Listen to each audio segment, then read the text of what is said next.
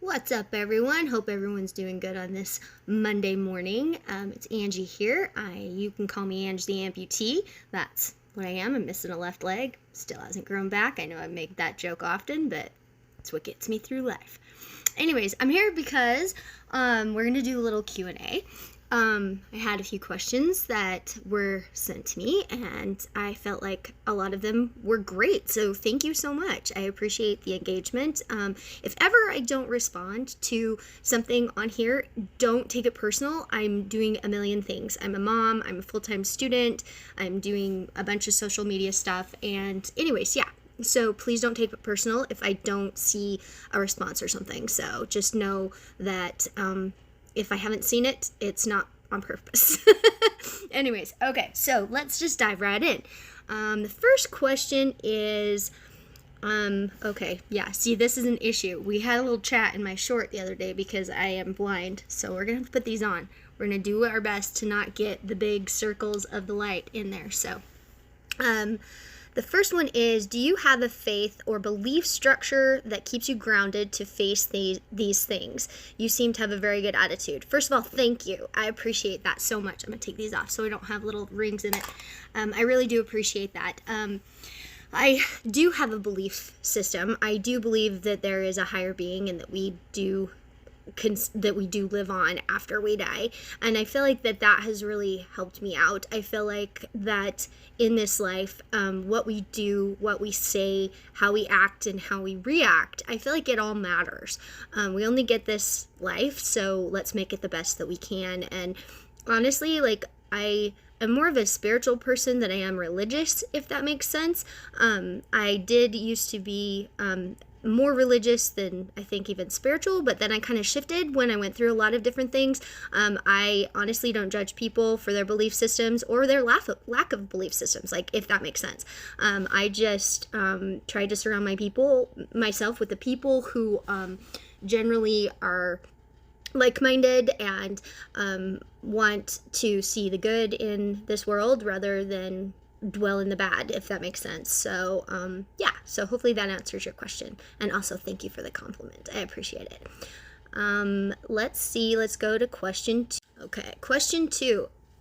Do you have anything particular you'd like to do in your spare time? Yes, I have guinea pigs. I have 2 guinea pigs, and they are so cute. And I even did a little video where I said that they're my therapy pigs. So they are my favorite thing to do, is play with the pigs. They're so funny. They crack me up. And honestly, people don't realize how smart guinea pigs are. They're really smart, and we have a lot of fun. Also, my husband and I, we love to watch movies, and so that's really fun. I love all the different things like Lord of the Rings, Star Wars, you know, all sorts of different stuff like that. So I love that. Plus, I love music. I love music. Music has always been something that I found very healing. I started singing when I was really little. No, I am not professional in any way, but I give a mean concert in the car when we drive anywhere. My kids hate it, but that is what it is. They have to deal with it. If they're going to come ride with me, they're going to hear Ange singing her brains out, because that's what I do. Anyways, so yeah, hopefully that answers that question. Another question was, did your husband divorce you? Actually, no. I was the one who petitioned for divorce. We were married for 20 years, and 2 years into that marriage, he started dealing with a severe opioid addiction. He injured his back and went down some super tragic roads. I stood by him for when he went to jail and when he went to prison and then to jail again. And I was pregnant at the time with my 4th. And so I ended up being, in the hospital when he had to, he was granted a furlough. That's a whole different story. And so he was able to come be there for the birth, but he was incarcerated during the whole time of my pregnancy. And so I was a mom of 3 very young boys and pregnant with my 4th. And, yeah, the amount of trauma and abuse that went on is, like, I can't really talk about it a lot because it is very triggering to a lot of people. I went through a lot of different things. I know that those things were probably not intentional. I don't think he's inherently a bad person. I never did. Otherwise, I wouldn't have gotten into the relationship. I feel like addiction takes over people's lives, and I did everything I could for actually 20 years to try to help him. And it just didn't work, and we just didn't work out. And I needed to make sure my kids were in a safe space. It's heartbreaking to see what addicts go through, but it's also heartbreaking for the families that have to deal with their loved ones who are actively in addiction, because sometimes they don't see what they're doing to their family, like they aren't with it mentally. So but yeah, like I did petition for divorce, and I am grateful that I was able to finally get out. I tried to get out 2 times prior to that were very serious attempts, and he threatened to unalive himself, and I was not strong enough physically nor emotionally to have that weigh on me, so I was stuck. So yeah, kind of crazy in stuff. So sorry, my nose always itches when I get on here. I don't understand that. It's like, I don't know, isn't that where somebody's thinking about you if your nose itches or something? So anyways, moving on. Okay, so yeah, sorry about that. Bit of an itchy nose. Anyways, let's go to another question. What's on your playlist? Oh, I love music. So I'm very diverse. Everything from, see, I was a 90s kid, so I grew up listening to Alice in Chains, Soundgarden, a lot of grunge music, but then also, like, as I've grown up, I like Post Malone, and I love Post Malone. I love, you know, some of Taylor Swift's stuff, and just, you know, I love Billie Eilish. I think she's amazing artist. There's just a ton of people that are on my playlist, but I also love things like, you know, theater music, like Les Mis and Phantom of the Opera, and a lot of the Disney tunes. I love the Greatest Showman soundtrack, stuff like that. But yeah, kind of everything. I just have a deep appreciation for music. I wouldn't say exactly that I'm an audiophile, because I don't think I'm technically as adept as an audiophile would be, but yeah, like, I love music. It's amazing. And I love Aurora. I don't know if you guys have ever heard of Aurora, but her voice is just stunning. We got to go see her in concert, and that was amazing. She's just this sweet soul. I swear, if there was a real life little pixie or fairy or something here on the earth, that she just flits around from place to place, concert to concert, spreading joy and love. I mean, she really is an amazing human. But yeah, just working towards the greater good. But yeah, she's fantastic. I mean, honestly, like, her voice just, it cuts through your soul, and just, yeah, you feel it. I love that. Like, so music is something I really do love. But yeah, as far as a playlist goes, it's kind of a little bit of everything. So everything from metal and grunge to a little bit of country, a little bit of pop, a little bit of just whatever I'm feeling at the time. So yeah, anyways, lots of stuff. So this question made me laugh. How do I come up with a question to ask you a question? I honestly, that's a great question. I don't know. I just say the first thing that's on my mind when I have a question for someone. Like, I don't know, like, what's your favorite drink? What's your favorite food? That kind of stuff. Honestly, if I were to answer those 2 things, my favorite drink is obviously, for people around me, it's Diet Coke. And I love Dr. Pepper, but I like it with coconut in it. They have a thing here where at one of the little soda shops you can get something called a dirty Dr. Pepper, where it has like coconut syrup in it and creamer, and oh my gosh, it's so good. It's like I could drink a gallon of it. So yeah, that's kind of my splurge treat, because it's full of sugar, and I try to keep, you know, I don't know, maintain balance with the sugar and stuff like that. So, because I do have a lot of health issues. So food wise, I don't really have a favorite food. I don't know. That's kind of an interesting thought too. Yeah, I don't know. I just love a lot of stuff. So I love Mexican food. I love Italian food. I love Chinese food. Anyways, yeah, I don't love tuna fish. I'll tell you that. That's my thing that I do not like. Tuna fish and water chestnuts are a hard pass. Like, there are some things I just cannot do. I'm actually kind of a picky eater. Another question from another platform that I received was, what are you going to school for? Okay, so I'm currently a psychology student. My first love is the medical profession. And so this whole thing with all of my medical issues has been actually really fascinating for me because that was always my first true love is medicine.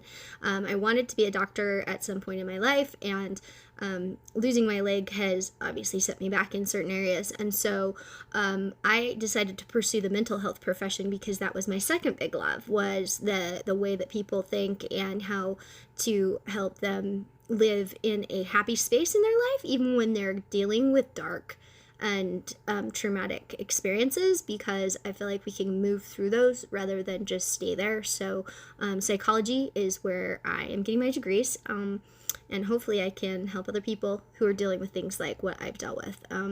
And if I can help with anything else, I'm more than happy to. So anyways, yeah, so psychology, that's my love.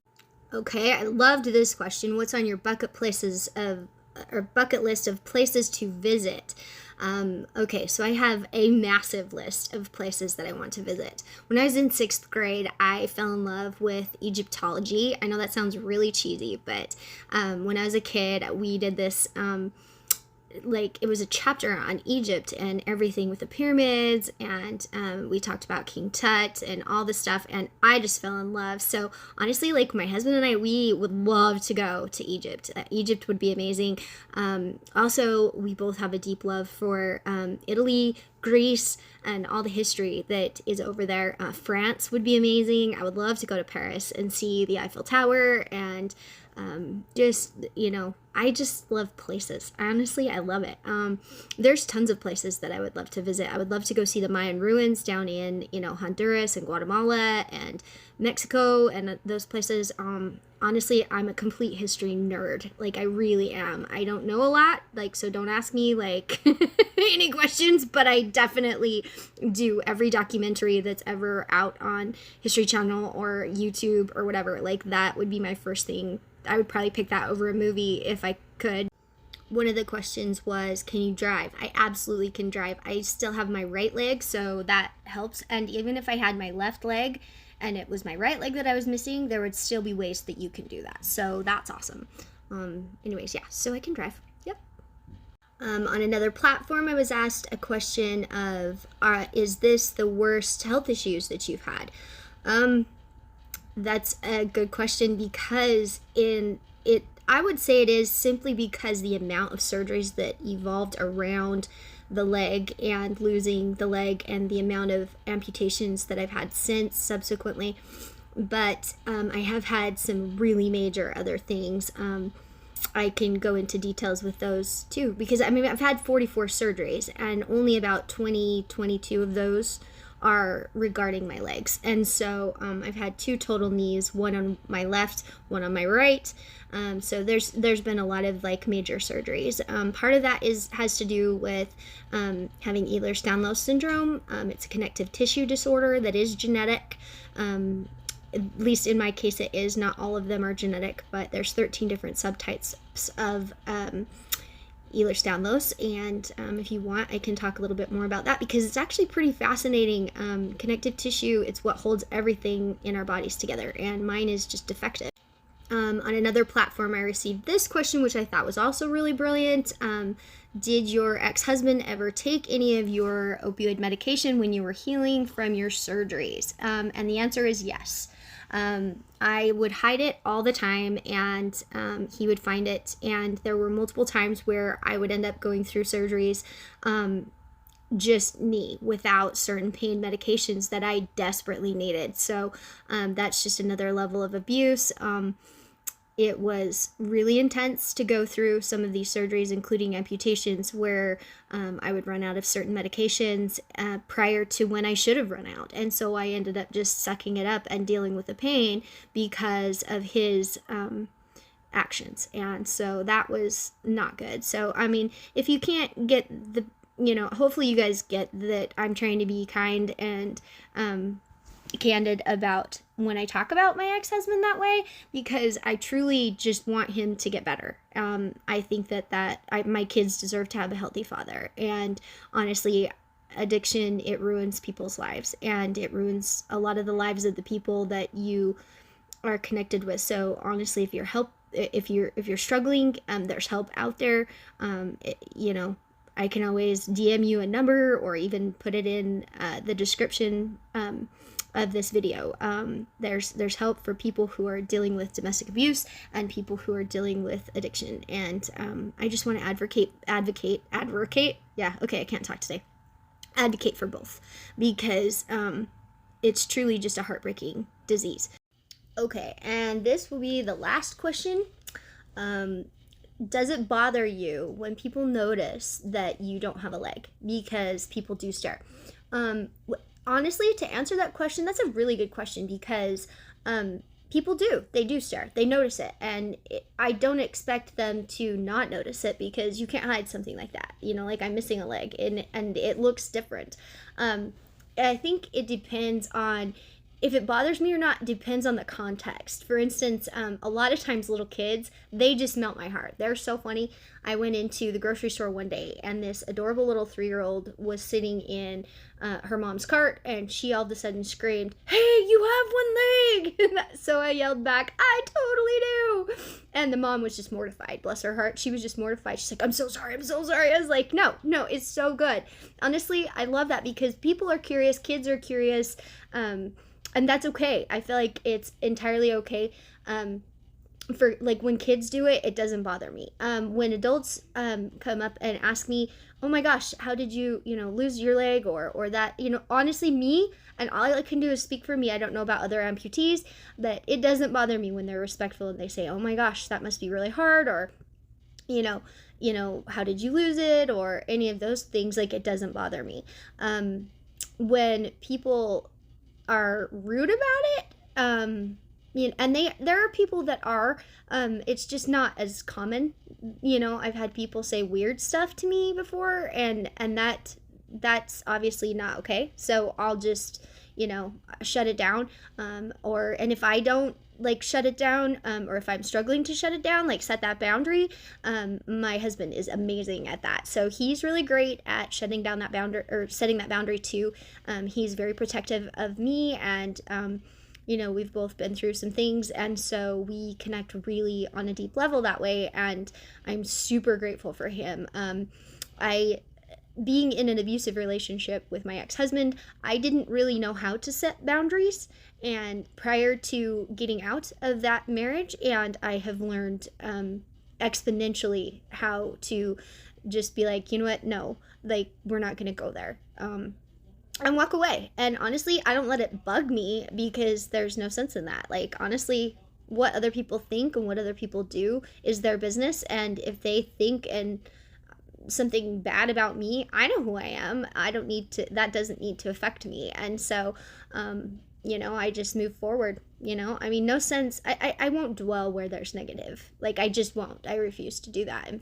Learning my own boundaries has been huge ever since I got divorced. And it's empowering when you learn how to set boundaries, because it's liberating. You are the one in charge of your life, and that's a big deal, to have that, take your power back. So I'm all about that. So anyways, hope that answers that question. So yeah, no, it doesn't bug me when people ask me about it. No, it doesn't bug me when people stare, because it's natural, unless it's inappropriate what they're saying, or and kids, they get a free pass with me. Like I said, that may not be the case for other amputees. They may be very upset when people stare.